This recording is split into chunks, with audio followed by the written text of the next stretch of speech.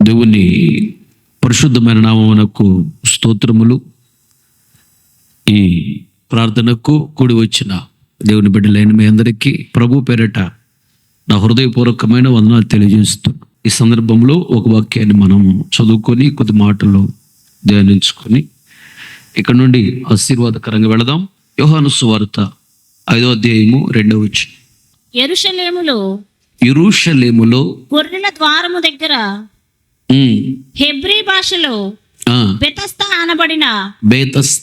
అనబడిన ఒక కోనేరు కలదు. దానికి 5 మంటపములు కలవు. ఆయా సమయములకు దేవదూత కోనేటిలో దిగి నీళ్లు కదిలించుట కలదు. నీరు కదిలింపబడిన పిమ్మట మొదట ఎవడు దిగును వాడు ఎట్టి వ్యాధి గలవాడైనను బాగుపడును. కనుక మంటపములలో రోగులు, గ్రుడ్డివారు, కుంటివారు, ఊచ కాలు చేతులు కలవారు గుంపులుగా పడియుండిరి. అక్కడ 38 ఏండ్ల నుండి వ్యాధి గల ఒక మనుష్యుడు ఉండెను.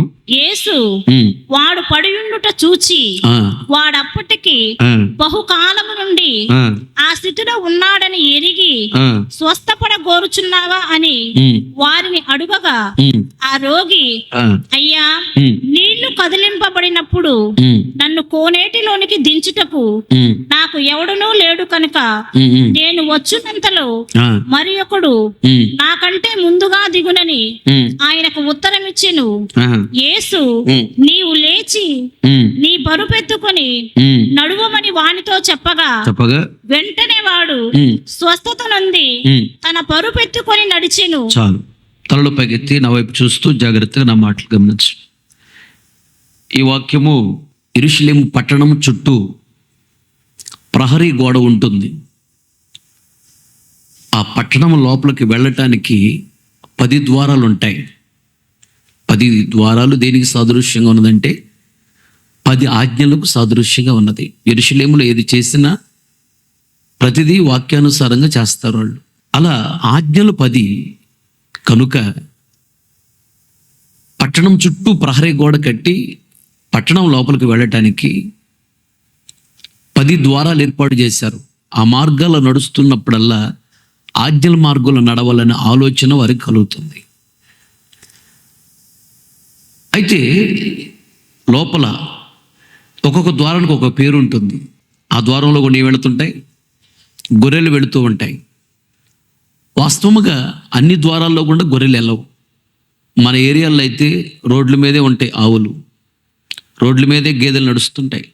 గేదెలు ఏ ట్యాక్సీ కట్టవు, అవి నడి రోడ్డు మీద నడుస్తూ ఉంటాయి. ట్యాక్సీ కడుతున్న కారాము రోడ్డు దిగి వెళ్తూ ఉంటాం. మేము యెరూషలేము వెళ్ళినప్పుడు నేను చూశాను. యెరూషలేము పట్టణంలో ఎక్కడ రోడ్డు మీద కుక్క కనిపించదు, రోడ్డు మీద ఆవు కానీ ఎద్దు కానీ గేదె కానీ కనిపించదు. అవి కనిపించాయంటే ఇంక ఎవరు గవర్నమెంట్ అది తీసుకుంటారు, మళ్ళీ ఫైన్ వేస్తారు. అవన్నీ ఎక్కడో ఊరు చివర పొలాల్లో ఉంటాయి. అక్కడే దొడ్లు ఏర్పాటు చేసుకుని అక్కడే కాచుకోవాలి వాటిని. అక్కడి నుంచి అక్కడే పొలాల్లోకి వెళ్ళిపోతాయి. ఎక్కడ రోడ్డు మీదకి రాకూడదు. అంత సిస్టమేటిక్గా ఉంటుంది, అంత డిసిప్లిన్గా ఉంటుంది. గొర్రెలు పట్టణంలో ఉన్నాయి, అవి పొలంలోకి వెళ్ళిపోతాయి, మళ్ళా వస్తాయి, ఇండ్ల దగ్గర ఉంటాయి. ఆ రోజుల్లో అయితే ఇక్కడ బెతస్దా కోనేరు ఉన్నది. ఆ బెతస్దా కోనేరులో నీళ్లు ఊరుతూ ఉంటాయి, ఎనీ టైం నీళ్లు ఉంటాయి. అప్పుడప్పుడు దేవదూత వచ్చి ఆ నీళ్లు కదిలించేవాడు. నీళ్లు కదిలించిన తర్వాత ఆ రోజు మొదట ఎవరు దిగుతారో వాళ్ళకు స్వస్థత కలిగేది. ఈ విషయాన్ని గమనించినటువంటి వాళ్ళు చాలామంది గుంపులుగా రోగులను తీసుకొచ్చి అక్కడ కూర్చోబెట్టేవాడు. ఇతనికి కూడా ఇంచుమించుగా 38 సంవత్సరాల నుంచి అక్కడే ఉన్నాడు. దేవదూత వచ్చి ఆ నీళ్లు కదిలించినప్పుడు తెలిసేది కాదు. దిగలేడైనా, దించేవాళ్ళు ఎవరు లేరు. ఏదో ఒక రోజు దేవుడు ఏదో ఒక విధంగా నన్ను స్వస్థపరచకపోతాడా, నీళ్ళల్లో అయితే నేనైతే దిగలేను కూడా అని ఒక విశ్వాసముతో, నిరీక్షణతో, ఆశతో, ఆసక్తితో 38 సంవత్సరాలు నుంచి అక్కడే ఉన్నాడంట.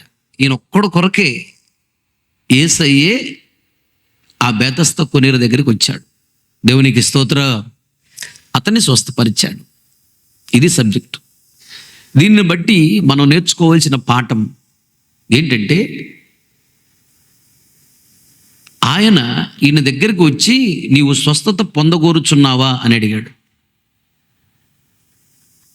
ఆ బేతస్త కొనేరు యెరూషలేము పట్టణంలో ఎక్కడుందంట?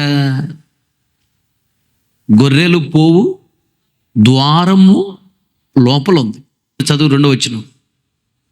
యెరూషలేములో గొర్రెల ద్వారము దగ్గర, గొర్రెలు లోపలికి వెళ్ళే ద్వారం ఇది. గొర్రెల ద్వారము దగ్గర హెబ్రీ భాషలో బెతస్దా అనబడిన కోనేరు ఉన్నది. చాలు. తలపై ఎత్తిన వైపు చూస్తూ నా మాటలు గమనించు. గొర్రెలు ప్రవేశించేటువంటి ద్వారం అది. గొర్రెలు ప్రవేశించేటువంటి ద్వారమునకు దగ్గరగా ఉన్నది బెతస్దా కోనేరు. వినాలి జాగ్రత్తగా. ఈ బెతస్దా కోనేరు దేనికి సాదృశ్యంగా ఉన్నదంటే మందిరమునకు సాదృశ్యంగా ఉన్నది. దానికి 5 మంటపాలు ఉన్నాయంట. 5 మంటపములు అంటే 5 రకాల సేవకులు దేవుడు ఏర్పాటు చేశాడు సంఘము పరిపూర్ణతకి ఎదిగి పరలోక రాజ్యంలో ప్రవేశించడానికి.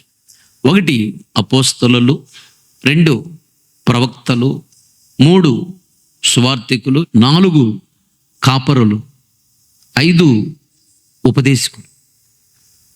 ఈ 5 రకాల సేవకులను దేవుడు ఏర్పాటు చేశాడు.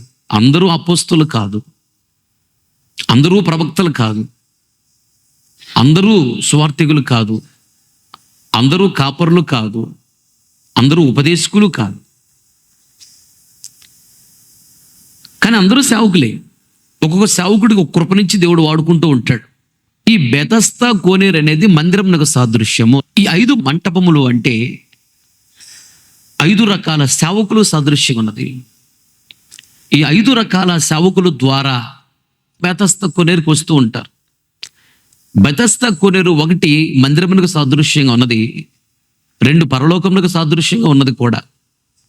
ఆ బెతస్దా కోనేటికి రావాలంటే 5 ద్వారాలు ఉన్నాయి. 5 ద్వారముల ద్వారా ఆ బెతస్దా కోనేరుకు వస్తారు.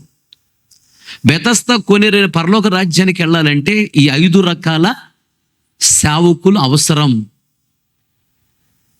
ఒక్కొక్క సేవకుడు ఒక విధంగా మాట్లాడతాడు వాక్యం. ఈ 5 రకాల సేవకులు బోధలు వినాలి. అందుకనే ఈ 5 రకాల సేవకులు నేను పిలుస్తూ ఉంటాను. అనేక మంది సేవకులు రావాలి, వచ్చి మాట్లాడాలి, వాక్యం చెప్పాలి. ఒక్కొక్క సేవకుడిని దేవుడు ఒక కోణంలో వాడుకుంటూ ఉంటాడు. 6 రకాల రుచులు తిన్నప్పుడే శరీరానికి అవసరమైనటువంటి అన్ని పోషక విలువలు వస్తాయి, విటమిన్స్ వస్తాయి. ఎప్పుడు పప్పు ఏదన్నాం అనుకో ఆరోగ్యంగా ఉండవు. ఎప్పుడు ఒకే కూర తినకూడదు. రకరకాల కూరలు తింటేనే వాటిల్లో ఉన్నటువంటి ఆ విటమిన్స్, దానిలో ఉన్నటువంటి పోషక విలువలు మన బాడీకి అందుతాయి, ఆరోగ్యంగా ఉంటాం. అలాగే సంఘము పరిపూర్ణతకి ఎదిగి పరలోక రాజ్యంలో ప్రవేశించాలంటే 5 రకాల సేవకులు కావాలి, 5 రకాల బోధలు కావాలి. అందుకని 5 రకాల సేవకులు దేవుడు ఏర్పాటు చేశాడు. అలాంటి 5 రకాల సేవకులు ఇక్కడికి వస్తూ ఉంటారు. ఒక సేవకుడు కఠినంగా మాట్లాడతాడు, అతను ప్రవక్త. ఒక సేవకుడు అంత ఆదరణ ఆశీర్వాదమే చెప్తూ ఉంటాడు, సువార్త టైపులో, అతను సువార్తికుడు. ఇంకొక సేవకుడు వచ్చినప్పుడు నొప్పి లేకుండా ఆదరణ ఆశీర్వాదాలు చెప్తూ ఉంటాడు, ఆయన కాపరి.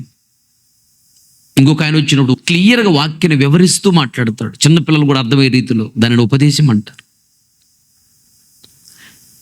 సంఘానికి అవసరం. బెతస్దా కోనేరుకి వెళ్ళాలి అంటే 5 దారులు కూడా వెళ్ళాలి. బెతస్దా కోనేరు పరలోక రాజ్యానికి వెళ్ళాలంటే ఈ 5 సేవకుల ద్వారానే వెళ్ళాలి. దేవుడు ఏర్పాటు చేశాడు. చాలా జాగ్రత్తగా గమనించాలి. ఈ బెతస్దా కోనేటి దగ్గర ఉన్న వ్యక్తి దగ్గరికి యేసయ్య వచ్చాడు స్వస్థపరచడానికి. ఆ బెతస్దా కోనేరు ఎక్కడున్నది? గొర్రెల పోవు ద్వారమునకు దగ్గరగా ఉన్నది. యేసయ్య చెప్పాడు, నేనే మార్గము, నేనే సత్యము, నేనే జీవము. నా ద్వారా తప్ప ఎవడు తండ్రి యొద్దకు వెళ్ళలేడు. తండ్రి యొద్దకు వెళ్ళాలంటే ద్వారము యేసయ్యే. యేసయ్య అంటాడు, నేను గొర్రెలకు మంచి కాపరిని. నా గొర్రెలు నా స్వరం వినును, అవి నన్ను వెంబడించును అన్నాడు. అంటే యేసయ్యను వెంబడిస్తున్నాయి గొర్రెలు. అంటే యేసయ్య ఎక్కడున్నాడు? ముందుండి అనుకున్నాడా? యేసయ్య ముందుండి మార్గం చూపిస్తున్నాడు. ఆ మార్గములు అవి వెనక నడుస్తూ వస్తున్నాయి. యేసయ్య మార్గం. బెతస్దా కొనేరు దగ్గర ఈ రోగి 38 సంవత్సరాల నుంచి ఉన్నాడు. ఇతను స్వస్థపరచటానికి యేసయ్య వచ్చాడు. ఇతను గొర్రెలు పోవు ద్వారమునకు దగ్గరగా ఉన్నాడు. యేసయ్యకి దగ్గరగా ఉన్నాడు. అదొకటి. లోపలికి వచ్చాడు అంటే ఆ ద్వారము గుండా వెంటనే లోపల వైపు కనిపిస్తుంది బెతస్దా కొనేరు. లోపలికి వచ్చేటువంటి ద్వారం అది. ఆ ద్వారానికి దగ్గరగా ఉన్నాడు ఇతను. గొర్రెల ద్వారానికి దగ్గరగా ఉన్నాడు ఇతను. అనగా యేసయ్యకి దగ్గరగా ఉండాలి నీవు. యేసయ్య వచ్చి ఇతన్ని నువ్వు స్వస్థత పొందగోరుచున్నావా అన్నాడు, అడిగాడు స్వయంగా. అతను ఎక్కడున్నాడంటే బెతస్దా కొనేరు దగ్గర ఉన్నాడు. ఒకటి. రెండోది, గొర్రెల ద్వారానికి దగ్గరగా ఉన్నాడు. అనగా గొర్రెల ద్వారం అనగా యేసయ్య. యేసయ్యకి దగ్గరగా ఉంటే ఆయన నీ దగ్గరికి వచ్చి స్వస్థత పొందగోరుచున్నావా అని అడుగుతాడు. లేదా నీ అప్పులు తీరాలా అడుగుతాడు. లేదా నీ పిల్లలకి వివాహాలు జరగాల, వివాహాలు కావాలని కోరుకుంటున్నావా? లేదా ఉద్యోగం కావాలని కోరుకుంటున్నావా నీవు? లేదా ఆశీర్వాదం కావాలని కోరుకుంటున్నావా? లేదా అభిషేకం కావాలని కోరుకుంటున్నావా? అడుగుతాడు. మనసు మార్చుకొని బాప్తిసం తీసుకొని నువ్వు మందిరంలో ఉండాలి. ద్వారానికి దగ్గరగా ఉండాలి. ద్వారం అనగా యేసయ్య. గొర్రెలు పోవు ద్వారము నేనే అంట. యేసయ్య. యేసయ్యకి దగ్గరగా ఉండాలి. యేసయ్యకి దగ్గరగా ఉండటం అంటే ఆయనతో సహవాసం చేయాలి. తండ్రితో సహవాసం అనగా ప్రార్థన. ప్రార్థన చేసిన తర్వాత లాస్ట్లో ఏమంటావు? యేసునామములో అడుగుతున్నాము తండ్రి. యేసయ్యతో సహవాసం అనగా వాక్యము చదవటం, వాక్యం వినటం, వాక్యాన్ని గుండెల్లో దాచుకోవటం, వాక్యానుసారంగా జీవించటమే యేసయ్యతో సహవాసం. యేసయ్యకి దగ్గరగా ఉండటం అంటే వాక్యాన్ని బాగా చదవాలి, వాక్యాన్ని వినాలి, వాక్యాన్ని గుండెల్లో దాచుకోవాలి, వాక్యానుసారంగా నడవాలి. నువ్వు యేసయ్యకి దగ్గరగా ఉన్నావు అని అర్థం. పరిశుద్ధాత్మ దేవునితో సహవాసం అంటే ఆత్మను పొందుకుని ఆత్మలు ఆనందిస్తూ ఉండాలి. రోజు ఆత్మలు ఆనందించాలి. ప్రాణాత్మ శరీరంలో ఉన్నటువంటి పొరపాట్లన్నీ కాలిపోతాయి. ప్రాణాత్మ శరీరం పరిశుద్ధపరచబడతా ఉండిద్ది. దేవుని రాజ్యం నువ్వు సిద్ధపరచబడతా ఉంటావు. ఆత్మలు ఆనందించినప్పుడల్లా ఈ మట్టి శరీరం మహిమా శరీరంగా మార్చబడుతుంది. రేపు మధ్యాకాశం యేసయ్య వచ్చినప్పుడు నువ్వు ఎత్తబడతావు. నువ్వు ఆత్మలు ఆనందించకపోతే విడిచిపెట్టబడవలసిన పరిస్థితులు వస్తాయి. జాగ్రత్త. ఆనందించాలి బాగా. నీవు స్వస్థత పొందగోరుచున్నావా అని అడిగాడు. ఈరోజు రాత్రి దేవుడు నిన్ను అడుగుతున్నాడు. కల్లో కూడా నిన్ను అడుగుతాడు. ఏం బాధపడుతున్నావు? స్వస్థత కావాలా? అప్పులు తీరాలా? ఇల్లు కావాలా? వివాహం కావాలా? ఉద్యోగం కావాలా? పిల్లలు కావాలా? నీకేం కావాలి? నిన్ను అడుగుతాడు దేవుడు. అడుగుతున్నాడు. నీకు ఇవ్వాలని ఆశపడుతున్నాడు ఆయన. అడుగుతున్నాడు. అయితే ఒకటి, బెతస్దా కొనేట్లో ఉండాలి. అనగా నువ్వు మందిరానికి వచ్చినంత మాత్రాన బెతస్దా కొనేట్లో ఉన్నట్టు కాదు. పాపాన్ని ఒప్పుకొని విడిచిపెట్టి పాపం చేయనని తీర్మానం చేసుకొని పాపాలు క్షమించబడటానికి బాప్తిసం తీసుకున్నప్పుడే నువ్వు మందిరంలో ఉన్నట్టు లెక్క. బెతస్దా కొనేటి దగ్గర ఉన్నట్టు లెక్క. గొర్రెల ద్వారానికి దగ్గరగా ఉండాలి. చాలా మంది మందిరానికి వస్తారు, ద్వారానికి దగ్గరగా ఉండరు. గొర్రెల ద్వారం అనగా యేసయ్యకి దగ్గరగా ఉండాలి.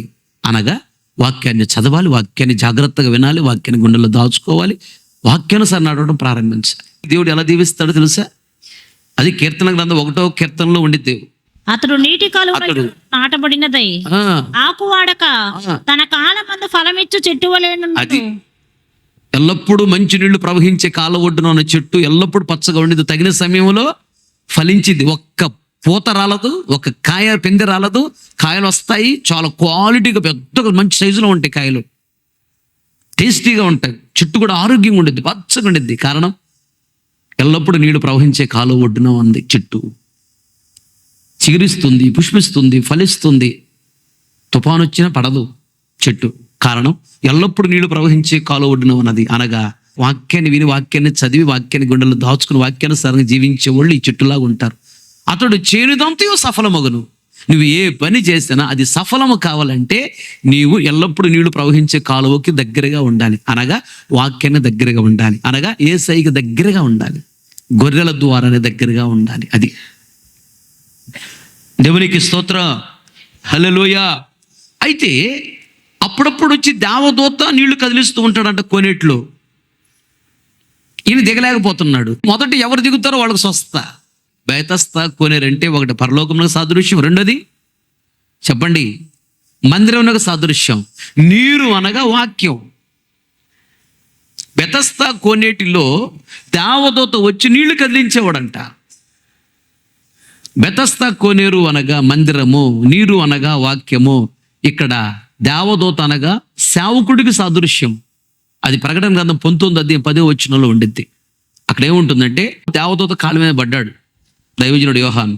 అప్పుడు దేవదూత అంటాడు, నా కాళ్ళ మీద పడొద్దు, నీవు నేను సమానము అంటాడు. అక్కడ చదవండి ఆ మాటలు. ప్రకటన గ్రంథం 9:10. అందుకు నేను అతనికి నమస్కారము చేయుటకై అతని పాదముల ఎదుట సాగిలపడగా యోహాను చెప్తున్నాడు ఈ మాట. అతడు వద్దు సుమి, ఇదిగో దేవదూత అంటున్నాడు, వద్దు సుమి, నేను నీతోను యేసును కూర్చిన సాక్ష్యము చెప్పు, నీ సహోదరులతో అనగా సేవకులందరితోను సహదాసుడను సమానం నేను, దేవునికి నమస్కారము చేయుము. చాలు. దేవదూత అంటున్నాడు సేవకుడైన యోహానుతో, నేను మీతో సమానం, ఆమె కాళ్ళ మీద పడగాక దేవుని కాళ్ళ మీద పడు. దేవదూత అనగా సేవకుడికి సాదృశ్యం, బెతస్దా కోనేరు మందిరానికి సాదృశ్యం, నీరు అనగా వాక్యం. దేవదూత వచ్చి బెతస్దా కోనేటిలో నీళ్లు కదిలించగానే మొదట ఎవడు దిగుతాడో వాడికి స్వస్థత. దేవదూత అనేటువంటి సేవకుడు బెతస్దా కోనేరు అనే మందిరములో నీరు కదిలించటం అంటే వాక్యం చెప్పటం. మందిరములో సేవకుడు నీకు వాక్యం చెప్పగానే మొదట ఎవరు దిగుతారో వాళ్ళకి స్వస్థత, అనగా మొదట వాక్యానికి ఎవరు లోబడతారో వాళ్ళకి స్వస్థత.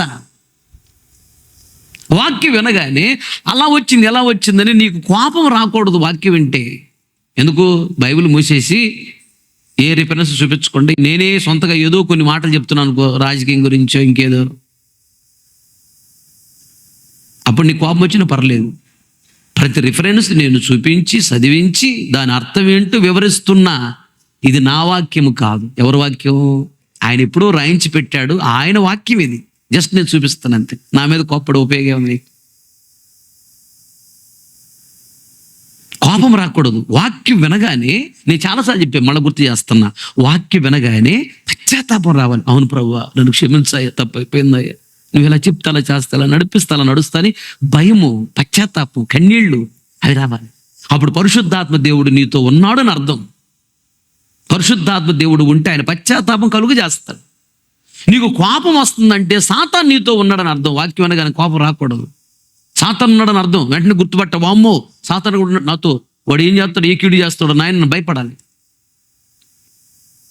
దేవదూత వచ్చి బెతస్దా కోనేటిలో నీళ్లు కదిలించగానే మొదట ఎవరు దిగుతారో వాళ్ళకి స్వస్థత.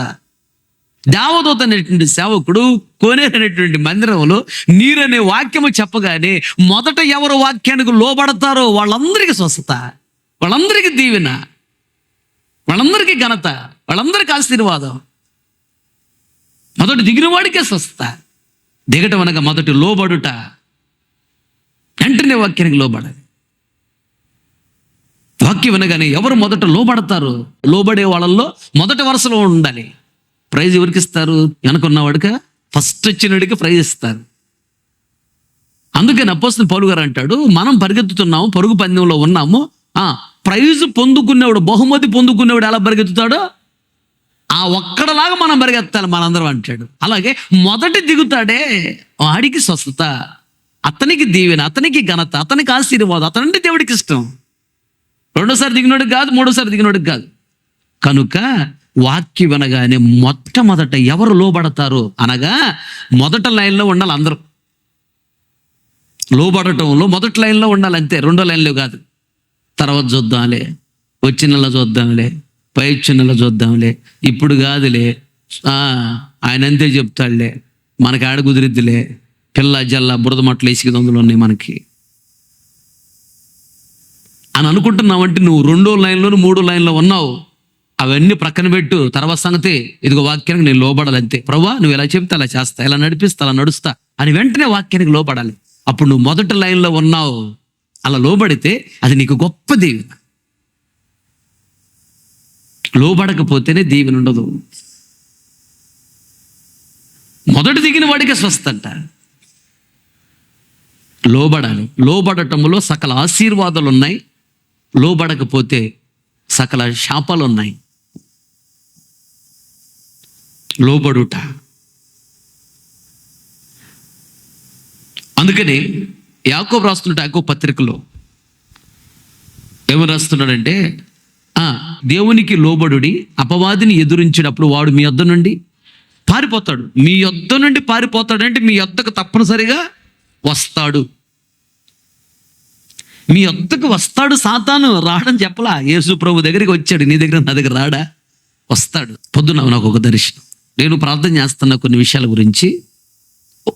దగ్గరలో పెద్ద మూట ఒకటి ఉంది. ఏంటంటే మూట కదులుతుంది ఏందబ్బా అని చూస్తే మూటలో పెద్ద పాము ఉంది. అంటే పాముని దేవుడు బంధించాడు. నేను కొన్ని విషయాల నిమిత్తం ప్రార్థన చేస్తుంటే ప్రభు చెప్పాడు, కొన్ని రోజులుగా ఒక శక్తి నన్ను వెంబడిస్తుంది, నన్ను చంపాలని. వైజాగ్ వెళ్ళినప్పుడు అక్కడికి ట్రైన్లో వచ్చింది. అది నన్ను చంపాలని ట్రై చేసింది, దాని చేత కాదు. నేను చింతామణి అనే ప్రాంతానికి వెళ్ళినప్పుడు కూడా అది బస్సులో నిద్రపోతున్నప్పుడు నాకు కల వచ్చింది. ఆ బస్సు ఏదో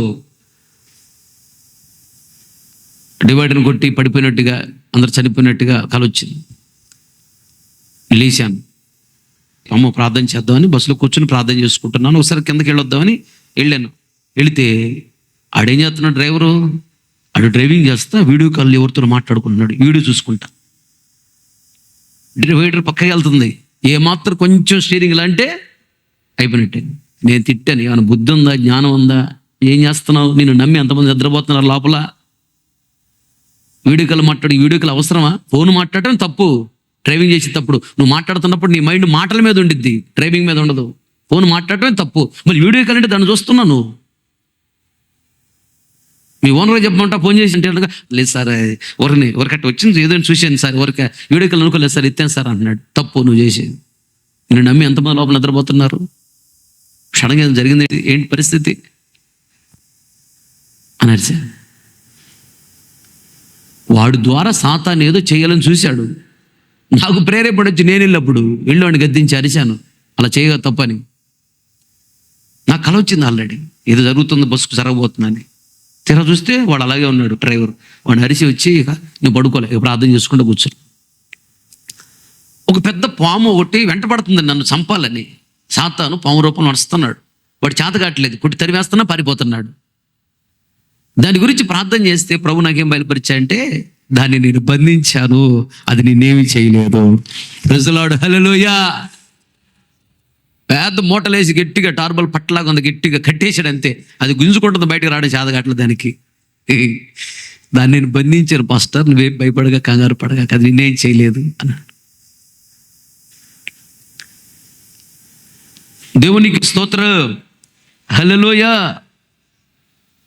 మొదట దిగాలి, వెంటనే లోబడతారే, ఇంకేం మాట్లాడకుండా పశ్చాత్తాపడి వాళ్ళు దేవుని దృష్టిలో మొదటి లైన్లో ఉంటారు దీవెని పొందటానికి. నీవు కూడా మొదటి లైన్లో ఉండాలి. సాగులు చెప్పగాక, ఇంకా కోపాన్ని రేపుకోగాక, వెంటనే లోబడాలి. నిజమే కదా ప్రభువా, నేను అలా లేని, క్షమించండి అయ్యా, నన్ను అలా మార్చండి ప్రభువా అని అడగాలి. ఆశగల ప్రాణాన్ని తృప్తిపరుస్తాడు. ఆ తర్వాత మాట ఏంటంటే 5వ అధ్యాయం 5-6 వచనాలు. అక్కడ 38 ఏండ్ల నుండి వ్యాధి గల ఒక మనుష్యుడుండెను. యేసు వాడు పడియుండుట చూచి వాడప్పటికి బహుకాలము నుండి ఆ స్థితిలో ఉన్నాడని ఎరిగి స్వస్థపడగోరుచున్నావా అని. చాలు. యేసు ప్రభు యేసయ్య ఈ రోగి దగ్గరికి వచ్చి స్వస్థత పొందగోరుచున్నావా అడిగాడు. అతను ఒక్కడి కోసం వచ్చాడు అక్కడికి. ఎందుకంటే ఇతను దిగాలని ఆశలో దిగలేకపోతున్నాడు. అప్పుడు ఇతను అంటాడు, అసలు అక్కడ మనం నేర్చుకోవాల్సిన విషయం ఏంటంటే 38 సంవత్సరాల నుంచి వెయిటింగ్ అంట. ఒక ఆవిడ వచ్చింది, మందిరానికి రావాలంటే ఇంట్రెస్ట్ ఉండలేదన్నా. ఎందుకమ్మా అన్న. ఆ రోగం కోసం ప్రార్థన చేస్తున్నావు అన్నారు, విడుదల రాలేదన్నా. అవునా, ఎన్ని సంవత్సరాల నుంచి వస్తున్నావు చర్చికి నువ్వు అన్నాను. 5 సంవత్సరాల నుంచి వస్తున్నాను అన్నా. బెతస్తా కోనేటి దగ్గర 38 సంవత్సరాల నుంచి ఉన్నాడంట అమ్మా ఆయన స్వస్థ కోసమని. 38 సంవత్సరాలకి ఇచ్చాడంట స్వస్థ. 5 సంవత్సరాలకి నీకు ఇసుకు వచ్చిందా? ఆయన 38 సంవత్సరాలు కూడా ఇసుకు రాలా. ఇసిగిపోయాను అన్నాడా? అన్నట్టున్నాక ఇంకెందుకు ఇంటికి వెళ్దాం అనుకుంటున్నాను అయ్యా అన్నాడా? మాట్లాడేంటి అన్నాడా? అలాంటి మైండ్ అతనికి లేదు. ఉంటే యేసుప్రభు వచ్చేవాడే కాదు. 38 సంవత్సరాల నుంచి వెయిటింగ్ చేస్తున్నా అంటే ఏదో ఒకరోజు నాకు స్వస్థ కలగపోద్దా, ఏదో ఒకరోజు స్వస్థ కలగపోద్దా అని. అప్పులు తీరలేదు, 10 సంవత్సరాలు అయింది మందిరానికి వచ్చి. ఇల్లు ఇవ్వలేదు దేవుడు నాకు, వివాహం కాలేదు, ఉద్యోగం రాలేదు. ఎందుకు కంగారు పడతావు? అబ్రహామును దేవుడు పిలిచింది 65 సంవత్సరాల వయసులో పిలిచాడు. బాబునిచ్చినప్పుడు 100వ సంవత్సరం వయసులో ఇచ్చాడు. ఎన్ని సంవత్సరాలు ఎదురు చూశాడు? 35 సంవత్సరాలు వెయిటింగ్. ప్రపంచంలో గొప్పడయ్యాడు అబ్రహాం, గొప్ప ఐశ్వర్యవంతుడయ్యాడు. ఆంచి పేరు దేవుని రాజ్యంలో అన్నాడు. వెయిటింగ్, వేచి ఉండుట, ఎదురు చూడటం. ఎన్ని సంవత్సరాలైనా దేవుడు ఒక రోజు ఇవ్వకపోతాడా? ఇస్తాడు. ఎదురు చూడాలి. విసుగు రాకూడదు, విసుగు చెందకూడదు. ఈ మాట మాట్లాడుతున్నప్పుడు దేవుడు నాతోనే మాట్లాడుతున్నాడు. ఎందుకంటే ఉదయం ఒక చిన్న విషయంలో విసుకొచ్చింది నాకు. మళ్ళీ నన్ను నేనే తమాయించుకొని, లేదు అలా ఉండకూడదు కదా, చిచి లేదు, ప్రతిదానికి ఒక సమయం ఉండిద్ది, ఆ సమయంలో ప్రభు చేస్తాడు అని మళ్ళీ నాకు నేనే నచ్చ చెప్పుకున్నాను. విసుగు చెందకూడదు తప్పని. అది నాకు ఇప్పుడు పరిశుద్ధాత్మ దేవుడు బయలుపరుస్తున్నాడు, గుర్తు చేస్తున్నాడు. ఉదయం నువ్వు కూడా విసుగు చెందావు కదా అని. కొంచెం విసుగు అనిపించింది నాకు. ఒక విషయం కొరకు ప్రార్థన చేస్తున్నాను, కొంచెం లేట్ అయింది, కొంచెం విసుగు అనిపించింది. అప్పుడు మళ్ళీ వెంటనే పరిశుద్ధాత్మ దేవుడు గుర్తు చేస్తున్నాడు, విసుకక ప్రార్థన చేయాలి, విసుగు చెందకూడదు అని. 38 సంవత్సరాల నుంచి ఉన్నాడంట అతను స్వస్థత కొరకు. అక్కడ ఎండకి ఎండుతూ, మంచుకు తడుస్తూ, చలికి ఇబ్బంది పడుతూ, అక్కడే వర్షానికి తడుస్తూ. మంచు వచ్చినప్పుడు లేచి పరిగెత్తడానికి కుదరదు. లేచి పరిగెత్తేవాడైతే నీడలో దిగేవాడే, లేవలేడు, నడవలేడు. ఎన్ని ఇబ్బందులు చూడక్కడ. అయినా ఈయన ఆశ, ఏదో ఒకరోజు నన్ను స్వస్థపరచబోతాడా. మంచి నిరీక్షణ గలవాడు ఇతను. అందుకని యేసయ్య ఇతను ఒక్కడి కోసమే వచ్చాడు అక్కడికి. ఇతను ఒక్కడిని అడిగాడు, ఇక్కడ ఉన్న వాళ్ళందరూ స్వస్థ పొంద కోరుచున్నారా అన్నాడా? అనలా. అతను ఒక్కడినే అన్నాడు, నువ్వు స్వస్థత పొంద కోరుచున్నావా. అతను ఒక్కడి కోసం వచ్చాడు అక్కడికి. తెలుసా యేసయ్య ఆయన ఎంత బిజీ అయినా ఆయన ఒక్కడి కోసం వచ్చాడు. ఆ సమయంలో ఆ ఒక్కదాని నువ్వే కావాలి, ఆ ఒక్కడు నువ్వే కావాలి. నీ ఇంటికి దేవుడు రావాలి, వచ్చి నీవు ఆశీర్వాదం పొందకోరుచున్నావని దేవుడు నిన్ను అడగాలి. ఆ మాట అనగానే ఒకవైపు ఆనందం, ఒకవైపు తెలియకుండానే కన్నీళ్ళు. ప్రభు నన్ను ఇంతగా ప్రేమించావా, నా కోసం వచ్చావా నీవని. ఆ ఒక్కడలాగా నువ్వు ఉండాలి. ఎందుకు వచ్చాడు అతని కోసం అంటే 38 సంవత్సరాల నుంచి వెయిటింగ్ చేస్తున్నాడు, ఏదో ఒక రోజు నా స్వస్థ ఇవ్వబోతాడా అని. విసుగురాలా. మనకేదన్నా ఒక ఆశీర్వాదం ఆలస్యమైతే, ఇల్లుని ఆశీర్వాదం ఆలస్యమైతే, కొంచెం వివాహమైన ఆశీర్వాదం కొంచెం ఆలస్యమైతే, సంతానం కొద్దిగా ఆలస్యమైతే, రోగం నుంచి విడుదల పొందడం ఆలస్యమైతే, అప్పులు తీరటం ఆలస్యమైతే, ఏదన్నా పని ఇవ్వటం దేవుడు కొద్దిగా ఆలస్యమైతే మనకి వెంటనే విసుకొచ్చేసిద్ది. ఏంటోలే, ఏందోలే జీవితం, ఏం ప్రార్థనలు, ఏం మందిరం, ఏం భక్తులే, ఏం చేశాడు దేవుడు నాకు అంటే చేసిన మొత్తం మర్చిపోతారు. దేవుడు నిన్ను పరీక్షిస్తున్నాడు. ఎంత లేట్ అయితే అంత మంచిగా వచ్చింది దీవెన. హన్నాకి లేట్ అయింది, పెనిన్నాకి త్వరగా పుట్టారు పిల్లలు, వాళ్ళు ఏమైపోయారు కూడా బైబిల్లో రాయబడలా. హన్నాకి లేట్గా ఇచ్చాడు దేవుడు, కానీ లేటెస్ట్గా ఇచ్చాడు.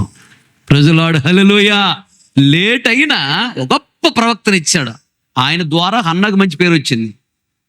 గొప్ప దైవజనుడు సమూయేలు, శత్రువులను గడగడ ఉనికించిన దైవజనుడు, లక్షణం నడిపించిన దైవజనుడు, రాజును అభిషేకించిన దైవజనుడు, ప్రపంచమంతా కనపరచబడ్డాడు, దేవుని రాజ్యంలో ఉన్నాడు.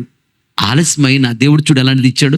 దేవుడు ఏదైనా ఆలస్యం చేస్తున్నాడంటే కంగారు పడకో, ఏదో గొప్పది నీకు ఇవ్వబోతున్నాడు. ఆమేన్ హల్లెలూయా. ఎందుకు కంగారు పడతావు? ప్రభు ఏం చేసి మేలే చేస్తాడు. అలాగే తొందరగా నేను అర్జెంట్ వెళ్ళిపోవాలంటే అమ్మ ఇప్పుడు కంగారు పడుతున్నాడు, నేను తొందరగా వెళ్ళిపోవాలంటే బోస టైం అవుతుందని చెప్పి ఏం చేస్తారు, సగం ఉడికింది చేస్తారు తీసుకొచ్చి. జాండీస్ అవుతాయి, పచ్చకాబర్లు అవుతాయి, ఉడకకుండా తింటాయి, రకరకాల జబ్బులు వస్తాయి. కొంచెం లేట్ అయినా పర్వాలేదు అన్నా అనుకో, బాగా ఉడికి నీట్గా వచ్చింది, అప్పుడు బ్రహ్మాండంగా తినగలవు.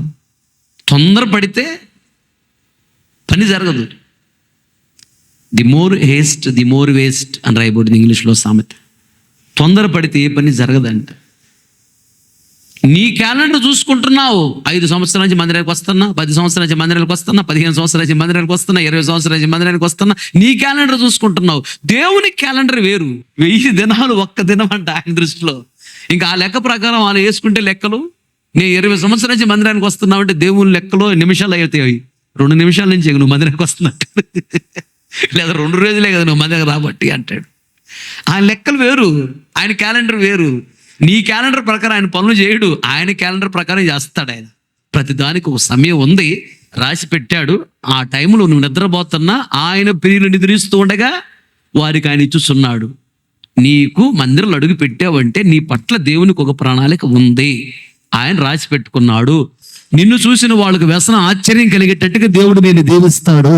ఆమె నీ దీవెన ఆపటం మనుషులకు కాదు, సాతానుకు కూడా చేత కాదు. తొందరపడగాక, ఎందుకు తొందరపడతావు? ఆయన సమయం కొరకు వేచి ఉండు.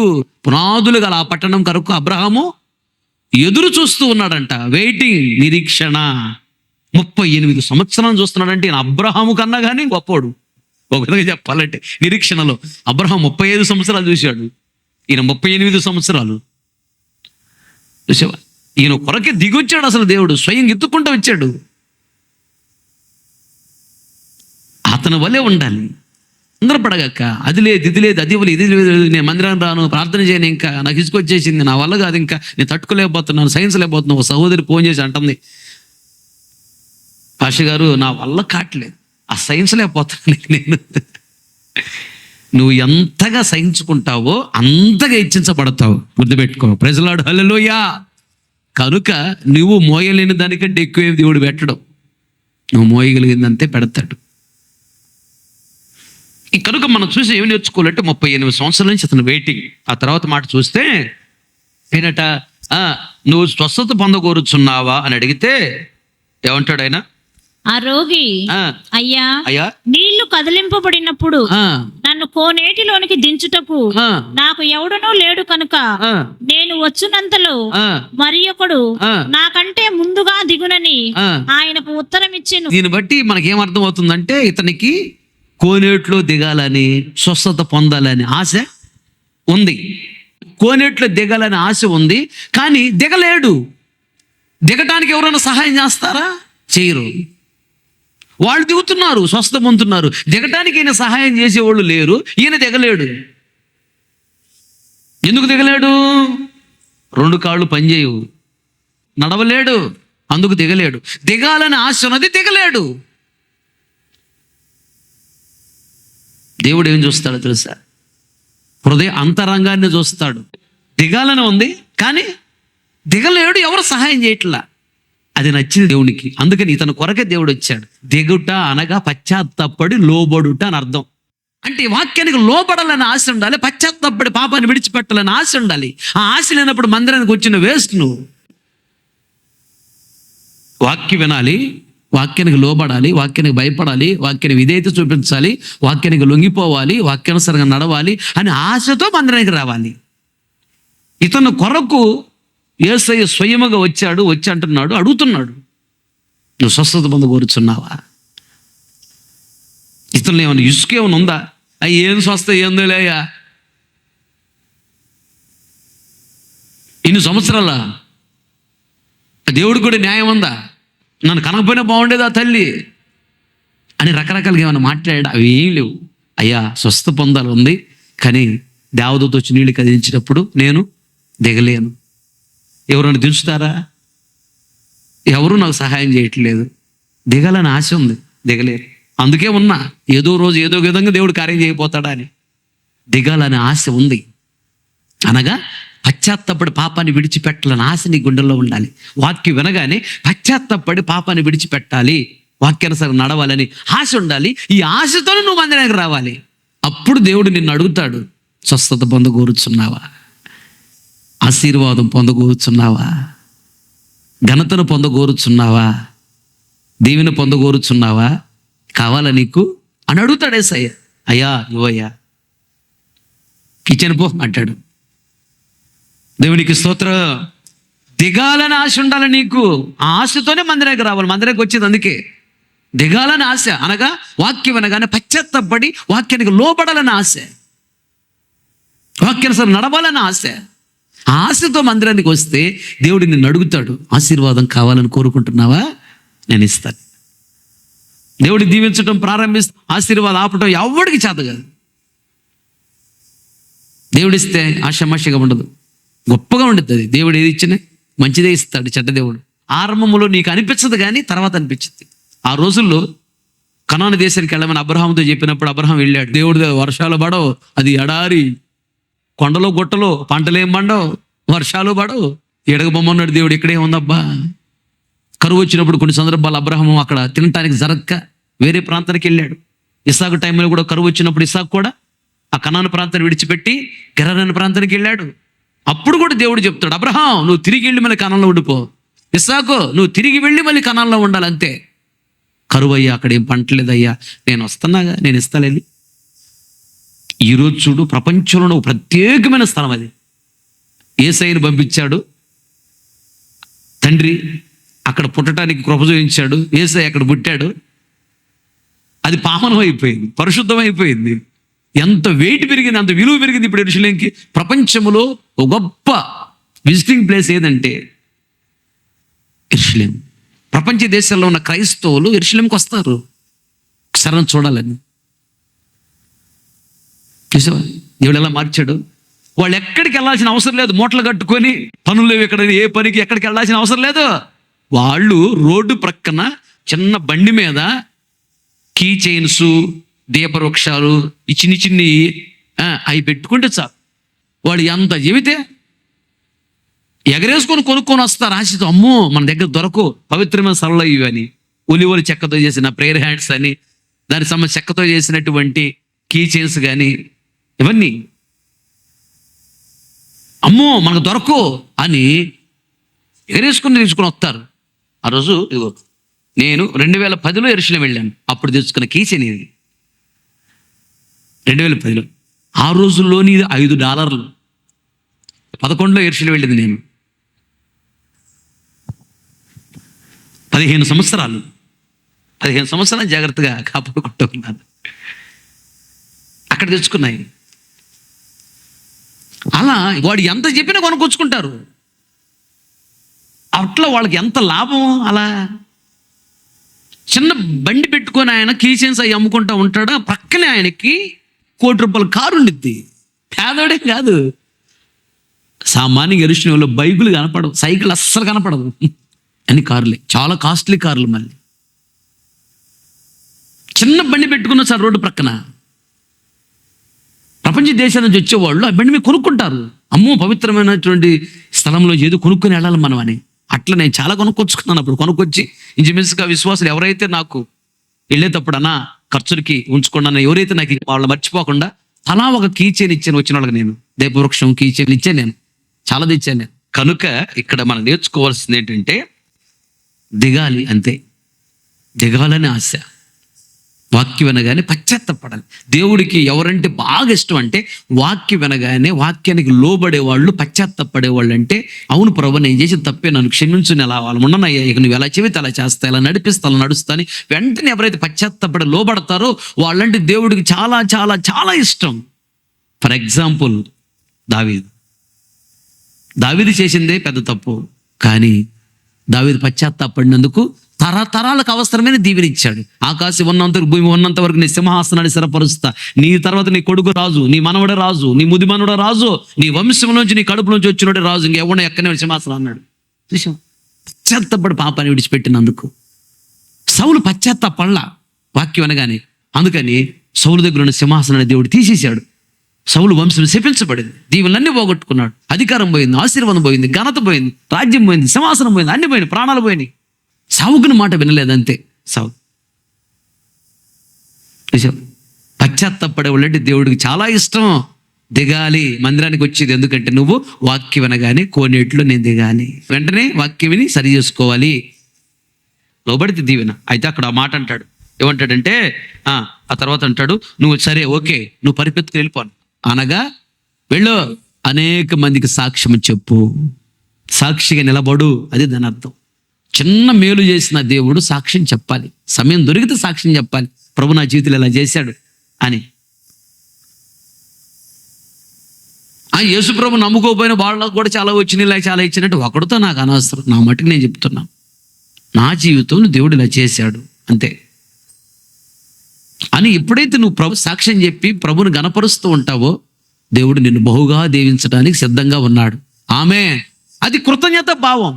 దేవుడు చేసిన మేలు మర్చిపోకూడదు. సాక్ష్యం చెప్పి అనేక మంది నువ్వు దేవుని ఎదుగు నడిపించాలి, దేవుని మందిరం నడిపించాలి, సాక్షిగా నిలబడాలి.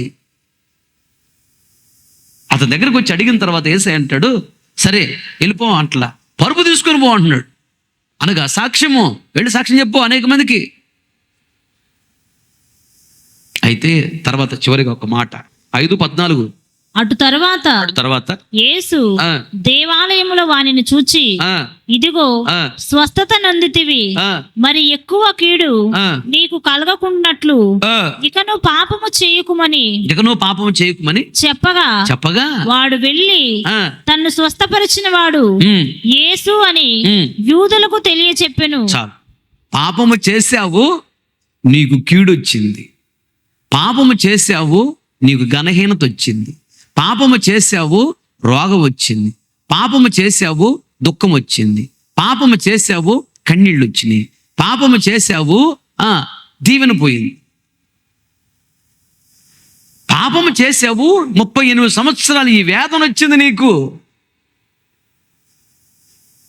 ఇక పాపం చేయకు. పాపం చేస్తే ఏం జరిగిద్ది? ఇంకా ఎక్కువ కీడు జరిగిద్ది. ఇంకా ఎక్కువ కీడు జరగకుండాన్నట్లు నీకు పాపం చేయకు అంటాడు. అంటే దేవుణ్ణి నమ్మకుండానే నువ్వు పాపం చేశావు, వచ్చింది నీ మీదకి కీడు, రోగం వచ్చింది. ఇప్పుడు నిజదేవుడు యేసుప్రభువుని తెలుసుకున్నావు, ఆయన మహిమను అనుభవిస్తున్నావు, స్వస్థతను అనుభవిస్తున్నావు, దీవెన అనుభవిస్తున్నావు. ఇప్పుడు మారావు, సాక్షిగా నిలబడ్డావు, మంచిది. ఇప్పుడు తప్పు చేస్తే ఇంక ఎక్కువైంది శిక్ష.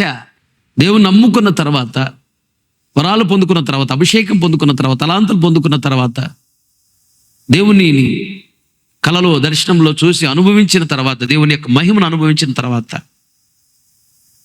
మరలా తప్పు చేస్తే శిక్ష అంట ఉండిద్ది, అధికంగా ఉండిద్ది అంటే ఇంకెక్కువ. అది హెచ్చరిస్తున్నాడు యేసయ్య. పాపము అనగానే ఏమనుకుంటున్నావు నీవు? దొంగతనం పాపం, వ్యభిచారం పాపం అనుకుంటున్నావు.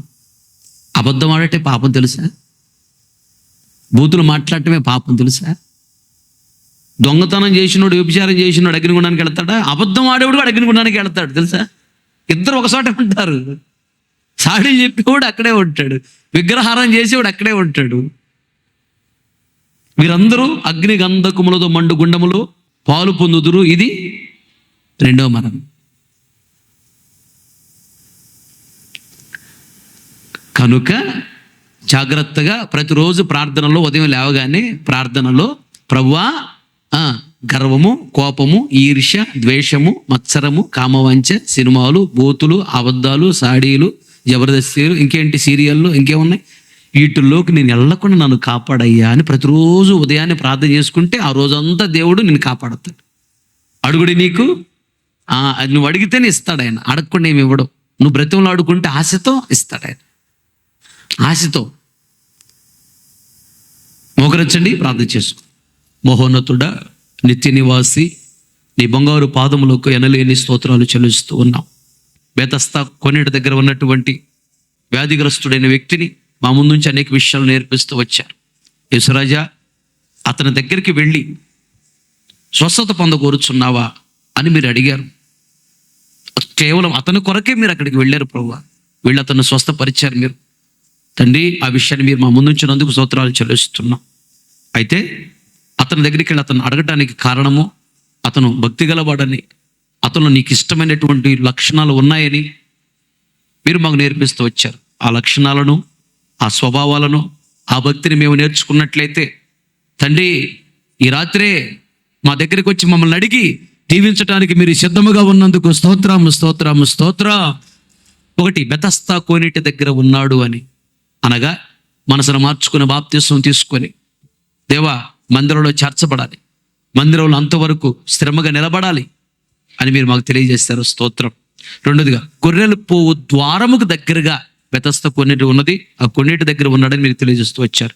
గొర్రెలు పోవు ద్వారం యేసయ్య, మీరే ఆ మార్గము, ఆ ద్వారం దేవా అనగా నీకు దగ్గరగా ఉండాలని. తండ్రితో సహవాసం అనగా ప్రార్థన, యేసయ్య నీతో సహవాసం అనగా వాక్యాన్ని జాగ్రత్తగా ఆసక్తితో వినాలి, వాక్యాన్ని గుండెలో దాచుకోవాలి, వాక్యానుసారమైన జీవితం చేయాలని మీరు మాకు తెలియజేసినందుకు స్తోత్రాలు చెల్లిస్తాం. పరిశుద్ధాత్మ పొందుకుని ఆత్మలు ఆనందించడం, పరిశుద్ధాత్మ దేవునితో సహవాసం అని మీరు మాకు తెలియజేస్తూ వచ్చారు. ప్రభువా, దేవదూత వచ్చి కోనేటి నీళ్లు కదిలించగానే దిగాలని ఆశ కలిగి ఉన్నాడని అతను మీరు మాకు తెలియజేశారు. అది కూడా మొట్టమొదటి దిగాలని ఆశతో ఉన్నాడని అనగా బెతస్తా కోనేరనే మందిరములో దేవదూత అనేటువంటి సేవకుడు నీరని వాక్యం చెప్పినప్పుడు వెంటనే లోబడే మనసు ఉండాలని, వెంటనే వాక్యానికి లోబడాలి. కఠినంగా వచ్చిన, ప్రేమతో వచ్చిన, ఆదరణతో వచ్చిన, నవ్వుస్తూ వచ్చిన, ఎలా వచ్చిన వాక్యం ఎదురు మాట్లాడకూడదు, సనకూడదు, కొనకూడదు, కోపం తెచ్చుకోకూడదు, నిజమే కదా అని పశ్చాత్తపడి వాక్యానికి లోబడాలని, అలా లోబడే వాళ్ళనే ఇష్టపడుతున్నారు దేవా. మీరు ఆశీర్వదించడానికి సిద్ధంగా ఉన్నందుకు నీకు స్తోత్రాలు చెల్లిస్తూ ఉన్నాం ప్రభా. అది మొదట వరుసలో మొట్టమొదటి ఎవరు లోబడతారు, ఎవరు దిగుతారో వాళ్ళకి స్వస్తున్నారు అనగా మొదటి వరుసలో ఉండాలని మాకు తెలియజేసినందుకు నీకు స్తోత్రం స్తోత్రం స్తోత్రం. 38 సంవత్సరాల నుంచి ఉన్నాడు, ఇంకా విసుగు రాలేదు, నిరీక్షణతోనే ఉన్నాడు. ఏదో ఒక రోజు దేవుడు నన్ను స్వస్థపరచకపోతాడా అని నిరీక్షణతో ఉన్నాడు. అలాగే ప్రభువా, మేము కూడా తండ్రి ఏదో ఒక రోజు దేవుడు మమ్మల్ని దీవించకపోతాడా, దీవిస్తాడు. దేవ, నువ్వు మహా ప్రేమ గలవాడవని, నువ్వు మహా జాలి గల దేవుడు అని, ఏదో ఒక రోజు తప్పనిసరిగా దీవిస్తావని ఆశతో, ఆసక్తితో, నిరీక్షణతో, విశ్వాసముతో మేము ఎదురు చూసి వాళ్ళుగా ఉండాలే కానీ ప్రభువా పొరపాటున మేము విసుగు చెందకూడదని, విడిచిపెట్టి నిన్ను వెళ్ళే వాళ్ళంగా ఉండకూడదని మీరు మాకు తెలియచేసినందుకు నీకు స్తోత్రాలు చెల్లిస్తున్నాం ప్రభు. అలాంటి వ్యక్తి దగ్గరికి మీరు వచ్చారు ప్రభు. పరుపును దాచిపెట్టమని, పరుపును విడిచిపెట్టమని లేదు, పరుపు ఎత్తుకొని వెళ్ళమన్నారు దేవు. అనగా సాక్ష్యాన్ని దాచిపెట్టకూడదు, సాక్ష్యాన్ని విడిచిపెట్టకూడదు. సాక్ష్యం అనేక మందికి చెప్పి అనేక మంది మందిరానికి నడిపించాలని, ఏ చిన్న మేలు చేసిన విడిచిపెట్టకుండా అనేక మందికి చెప్పి అనేక మంది మందిరానికి నడిపించే వరగా ఉండాలని తెలియజేస్తున్నందుకు స్తోత్రం స్తోత్రం స్తోత్రం అయ్యా.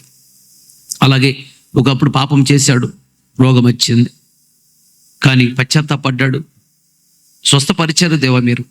కానీ ఇంకా ఎక్కువైన పాపం రాకుండా ఉండాలి అంటే మరలా తప్పు చేయొద్దు, మరలా పాపం చేయొద్దు అని మీరు హెచ్చరించినందుకు స్తోత్రాలు చెల్లిస్తూ ఉన్నాం. తెలియక చేస్తే శిక్ష ఉంటుంది, తెలిసి చేస్తే శిక్ష ఇంకా రెట్టింపుగా ఉంటుందని హెచ్చరించినందుకు స్తోత్రాలు చెల్లిస్తూ ఉన్నాం. ప్రభా, పెట్టుబడి వాక్యం రా కాకూడదు, విన్న ప్రతి గుండెల వాక్యాన్ని స్థిరపరచు, పశ్చాత్తాపకైన ఆత్మని కుమ్మరించండి, మనోనేత్రాలు వెలిగించండి, భయభక్తి చేత నింపండి, కృతజ్ఞత చేత నింపండి. ఇప్పుడే ప్రభువా, ఆ రోగిని ఏ విధంగా మీరు అడిగారు, ఇదిగో వచ్చినటువంటి బిడ్డలందరినీ కూడా ఈ రాత్రే వాళ్ళని దర్శిస్తున్నందుకు స్తోత్రం. నీకేమి కావాలని అడుగుతున్నందుకు స్తోత్రం, నీకు ఆశీర్వాదము కావాలని అడుగుతున్నందుకు స్తోత్రం అయ్యా. వీళ్ళని దీవించడం మొదలు పెట్టినందుకు స్తోత్రం, కనపరచడం మొదలు పెట్టినందుకు స్తోత్రం, ఆశీర్వదించడం మొదలు పెట్టినందుకు స్తోత్రం, హెచ్చించడం మొదలు పెట్టినందుకు స్తోత్రం, అభిషేకించడం మొదలు పెట్టినందుకు స్తోత్రం. చాలా ఆశ్చర్యకరంగా జరిగించినందుకు స్తోత్రం. బయలుదేరి వెళుతున్నారు, మీ సరైన సముఖాన్ని తోడుగా వచ్చు, సకాలంలో క్షేమంగా వెళ్ళటానికి కృప చూపించండి. యేసు నామములు అడిగి పొంది ఉన్నాము తండ్రి, ఆమేన్.